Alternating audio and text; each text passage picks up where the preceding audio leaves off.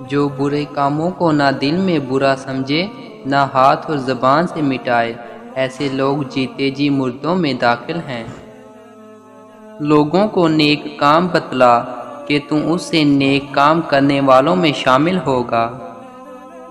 اللہ تعالیٰ سے اس شخص کی طرح ڈرتے رہو جو لوگوں کو نیک کام کی طرف بلاتا ہو اور خود بھی اسے کرتا اور گناہوں سے تائب ہو کر اللہ تعالیٰ کی طرف متوجہ ہوتا ہے۔